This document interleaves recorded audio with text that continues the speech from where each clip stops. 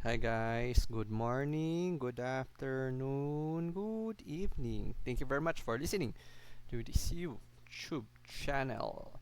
September 5, Tuesday, our market close higher today up 10.32 points or up 0.16% to close at 6,225.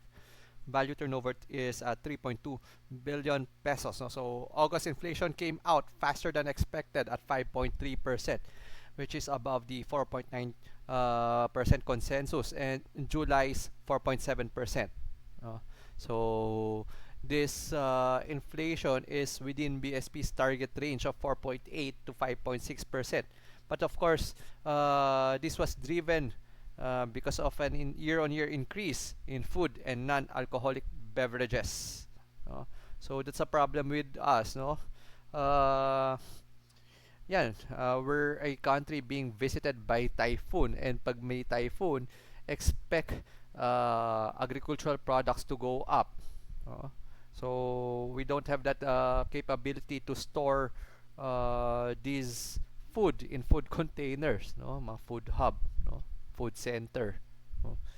So BSP has to think about their policy, no, as uh, umakyat yung inflation, no. Hindi pa nila, although it's within the target, hindi pa slowly dying, no? Anyway, the market is very boring except for a big news on MPI, as it was GSIS who bought the shares in MPI, no, party pooper, no.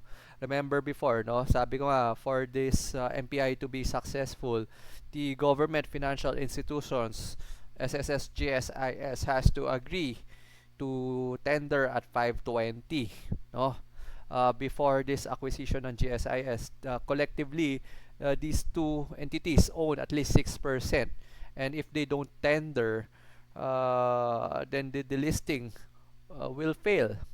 So the past 2 weeks, it's GSIS who bought MPI to 521 above the tender offer price.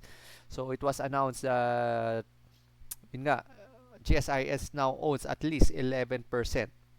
Of course, dun magkakatalo, no? For the MPI to be delisted, yun nga, they need to at least own, no?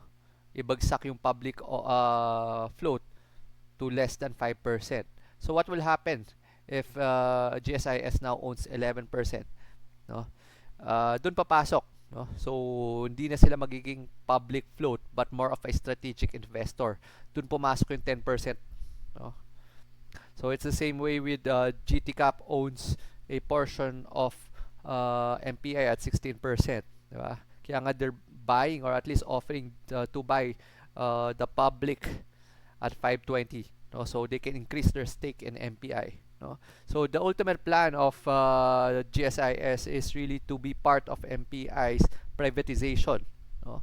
So they all know naman that MPI is looking to list Maynilad, Metro Pacific Hospital, Metro Toll Roads in the next few years. So by owning MPI, they indirectly owns these companies which will list in the next few years, no?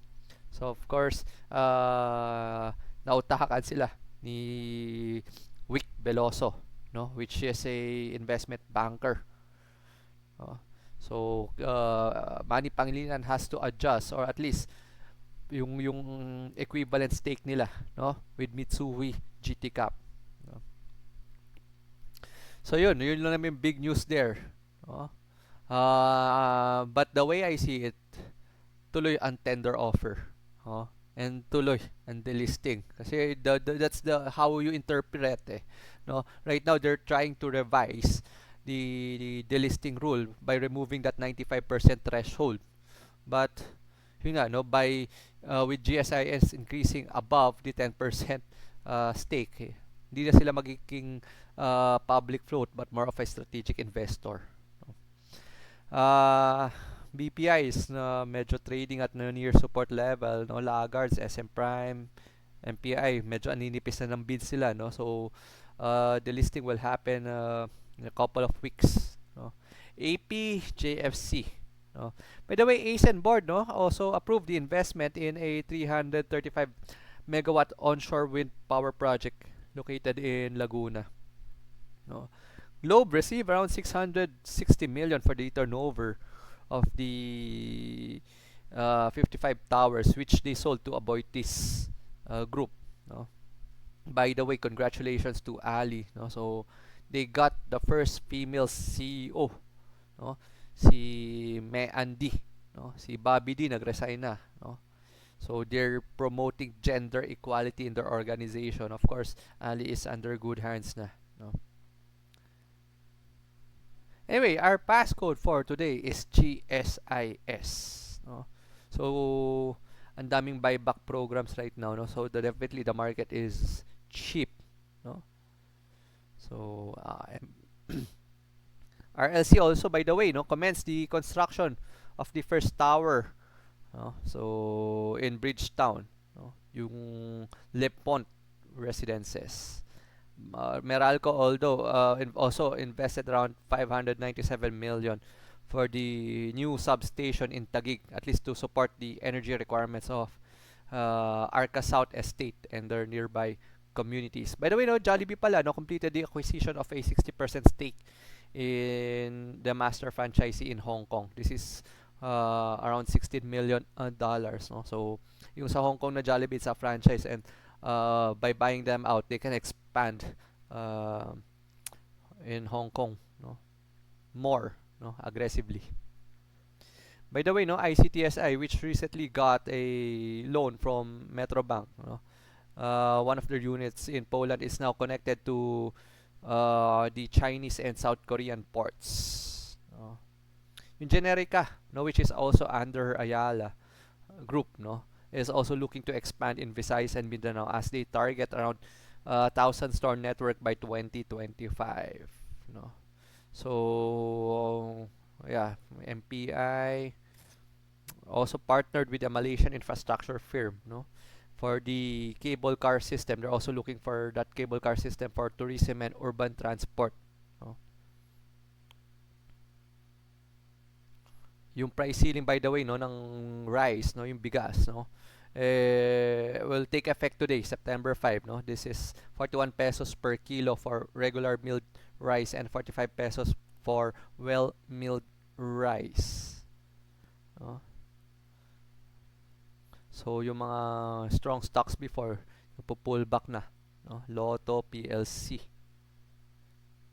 It's all retail kasi. What else? So talagang MPI yung ano, wala rin yung volume sa market. East West, I think, and CNPF trades a new fresh 52-week high, no. By the way, no, East West, and the board authorized the Treasury Group, the bank's Treasury Group, to inform regulatory bodies of their intention to issue around 30 billion in bonds over the 5 years for various financial purposes. No? So, yun lang naman, no? So, thank you very much for listening. Stay safe. Ingat. Bye-bye.